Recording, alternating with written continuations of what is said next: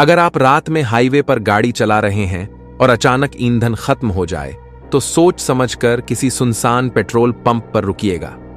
क्या पता आपकी गाड़ी में कोई अनदेखा मुसाफिर चुपचाप आकर बैठ जाए और आपको खबर भी ना हो। यह कोई अफवाह नहीं, बल्कि उन लोगों की सच्ची आपबीती है जिन्होंने अपनी आंखों से इस डरावने सच को देखा और महसूस किया। कई ड्राइवरों का दावा है कि जब उन्होंने रियर व्यू मिरर में देखा तो कोई बैठा दिखा, लेकिन जैसे ही उन्होंने पीछे मुड़कर देखा वहां कोई नहीं था। कुछ को गाड़ी के दरवाजे खुलने बंद होने की आवाजें सुनाई दी, मगर जब उन्होंने चेक किया तो चारों ओर सन्नाटा था। तो क्या यह महज एक भ्रम है, या फिर इस सुनसान पेट्रोल पंप पर कोई अनदेखी शक्ति वाकई अपना बसेरा डाले बैठी है? आज मैं आपको एक अनुभवी ट्रक ड्राइवर रवि की आपबीती सुनाने जा रहा हूं।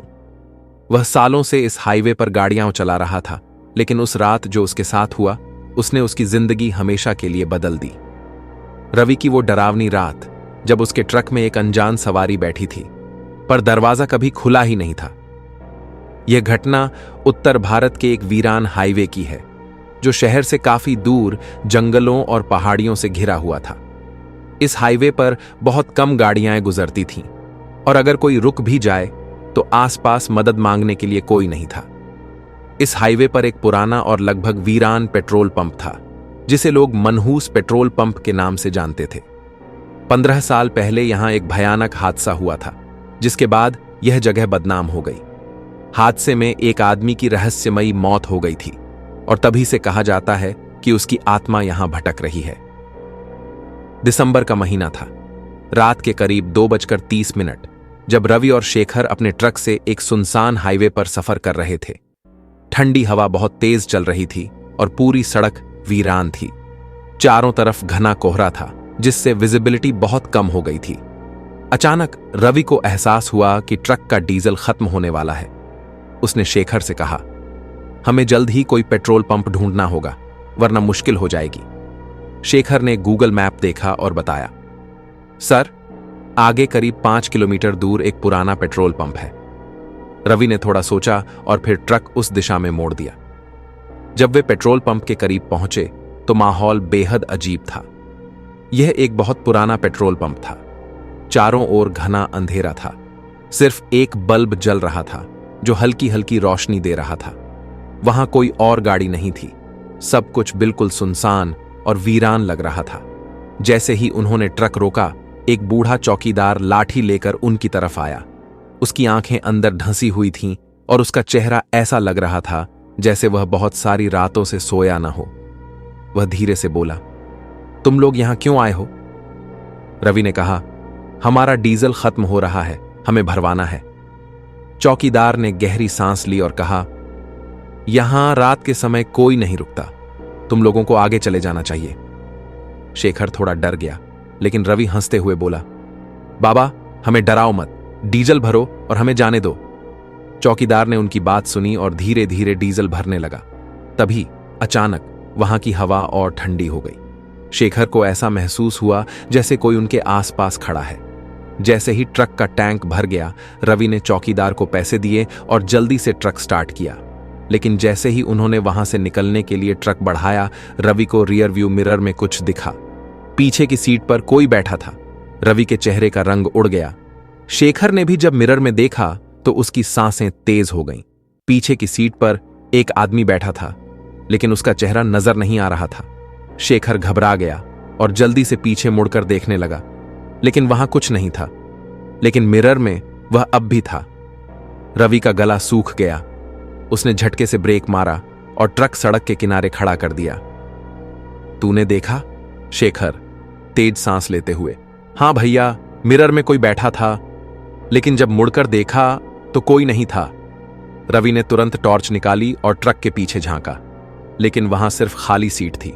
पर एक अजीब बात थी, पीछे की सीट गीली थी, जैसे किसी ने वहां बैठकर अपने भीगे कपड़ों से उसे भिगो दिया हो। शेखर ने कांपते हुए रवि से कहा, भैया, हमें यहां से निकल जाना चाहिए, कुछ तो गड़बड़ है। रवि भी अब डर चुका था। उसने जल्दी से ट्रक स्टार्ट किया और पूरी ताकत से एक्सीलेटर दबा दिया।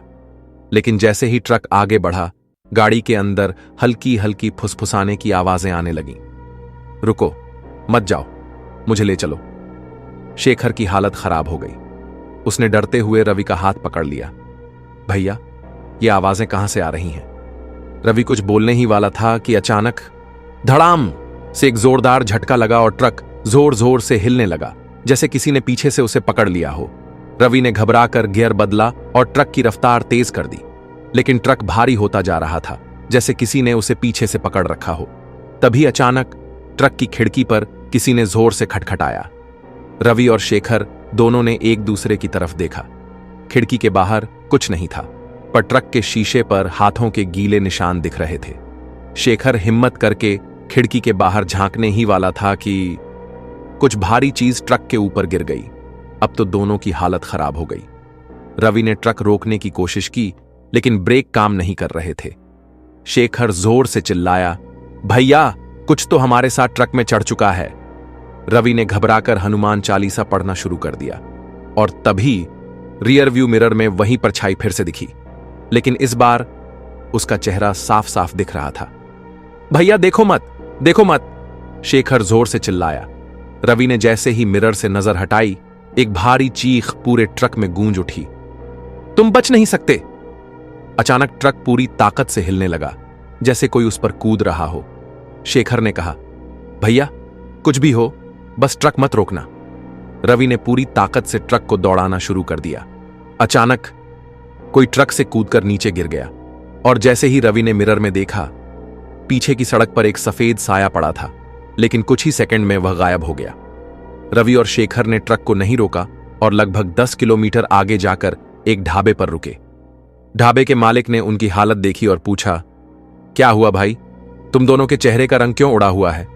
रवि और शेखर ने पूरी घटना सुनाई।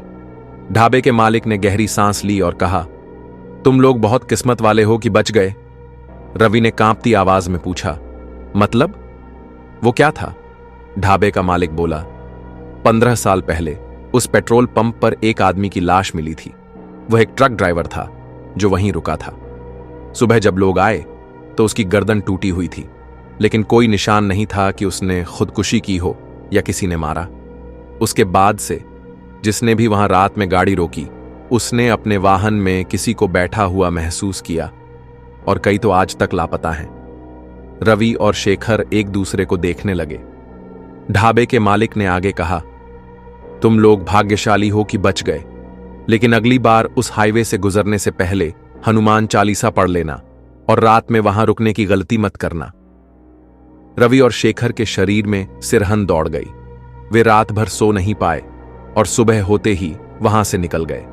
लेकिन रवि के मन में एक सवाल था, अगर वह आत्मा ट्रक से कूद गई थी तो सीट कैसे गीली थी? क्या वह सच में चली गई थी या अब भी हमारे साथ थी? रवि और शेखर ने तय किया कि वे अब किसी भी हालत में उसी रास्ते से वापस नहीं जाएंगे। रात के उस खौफनाक हादसे के बाद दोनों डरे हुए थे, लेकिन तभी रवि की नजर ट्रक की पिछली सीट पर पड़ी। वहां अब भी पानी की बूंदें थीं। शेखर ने कांपती आवाज में कहा, भैया, अगर वो साया चला गया तो ये बूंदें यहां कैसे हैं? रवि कुछ जवाब देने ही वाला था कि तभी ट्रक के रेडियो से अचानक अजीब सी आवाज आने लगी, एक धीमी डरावनी फुसफुसाहट। तुम मुझसे बच नहीं सकते, अभी खेल खत्म नहीं हुआ। शेखर ने घबराकर रेडियो बंद कर दिया, लेकिन आवाज फिर भी आती रही। रवि और शेखर को समझ नहीं आ रहा था कि अब क्या किया जाए। तभी ढाबे का मालिक वापस आया और बोला, अगर तुम दोनों को लगता है कि वो चीज अभी भी तुम्हारे साथ है तो तुम पुलिस स्टेशन जाओ।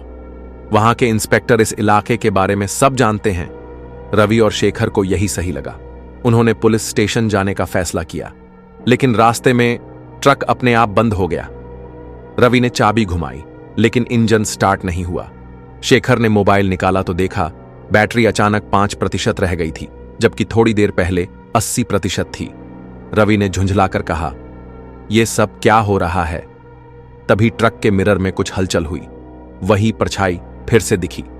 इस बार वह और भी पास थी और उसका चेहरा पूरी तरह विकृत था। शेखर ने जोर से चिल्लाया, भैया, जल्दी स्टार्ट करो। रवि ने पूरी ताकत से चाबी घुमाई और ट्रक स्टार्ट हो गया। वे वहां से पूरी रफ्तार से निकले। जब वे पुलिस स्टेशन पहुंचे तो उनकी हालत देखकर इंस्पेक्टर विजय ने पूछा, क्या हुआ, ऐसे क्यों डरे हुए हो? रवि ने पूरी घटना बताई। इंस्पेक्टर विजय ने गहरी सांस ली और कहा, तुम लोग अकेले नहीं हो, पिछले 15 सालों में ऐसे कई मामले सामने आए हैं। शेखर ने हैरान होकर पूछा, क्या मतलब? विजय ने बताया, 15 साल पहले उस पेट्रोल पंप पर सुरेश नाम का एक ट्रक ड्राइवर रात में रुका था। सुबह उसका शव मिला, लेकिन उसकी मौत कैसे हुई यह आज तक कोई नहीं समझ पाया। रवि ने घबराकर पूछा, लेकिन यह आत्मा उन्हीं लोगों को क्यों परेशान करती है जो वहां रात में रुकते हैं? विजय ने गंभीर आवाज में कहा, क्योंकि सुरेश की आत्मा अब भी उस ट्रक में सफर करना चाहती है जिसे वह कभी मंजिल तक नहीं पहुंचा सका। वो अनदेखा मुसाफिर है जो हर ट्रक में बैठने की कोशिश करता है। इंस्पेक्टर ने रवि और शेखर को एक तांत्रिक से मिलने की सलाह दी जो ऐसे मामलों को समझता था। रात के 10 बजे वे तांत्रिक बाबा के पास पहुंचे। बाबा ने ट्रक का मुआयना किया और कहा, यहां कोई आत्मा अब भी मौजूद है। शेखर ने डरते हुए पूछा, तो अब क्या करें? बाबा ने हवन शुरू किया। जैसे ही मंत्रोच्चार तेज हुआ, ट्रक खुद ब खुद हिलने लगा।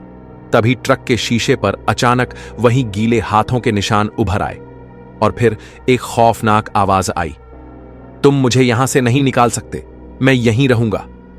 बाबा ने और तेज मंत्र पढ़े और अचानक ट्रक जोर से झटके खाने लगा। एक सफेद धुएं जैसी परछाई ट्रक के ऊपर उभर आई और जोर से चीखते हुए गायब हो गई। शेखर और रवि दोनों कांप रहे थे। बाबा ने गहरी आवाज में कहा, अब ये आत्मा मुक्त हो चुकी है, ये फिर से किसी को परेशान नहीं करेगी। रवि और शेखर की जान में जान आई। क्या यह आत्मा हमेशा के लिए चली गई? अगले दिन वे पुलिस स्टेशन गए और इंस्पेक्टर को पूरी बात बताई।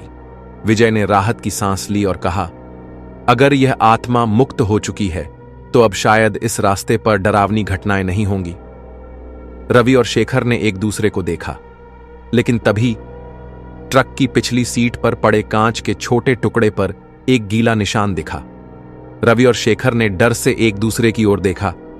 क्या यह आत्मा सच में चली गई थी या यह खेल अभी खत्म नहीं हुआ था?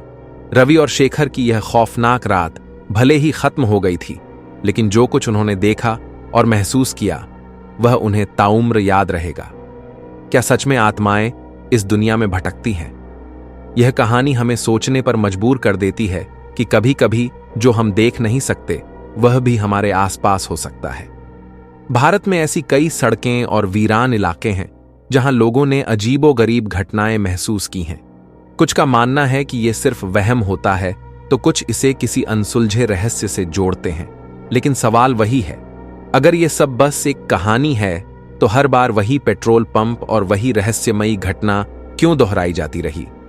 क्या आपने कभी सफर के दौरान किसी अनदेखी ताकत को महसूस किया है? क्या आपके साथ भी कभी कुछ ऐसा हुआ है जिसे आप किसी को बता नहीं पाए? अगर हां, तो हमें कमेंट में जरूर बताइए। और अगर आपको यह कहानी पसंद आई तो इसे शेयर करें और हमारे चैनल को सब्सक्राइब करना न भूलें।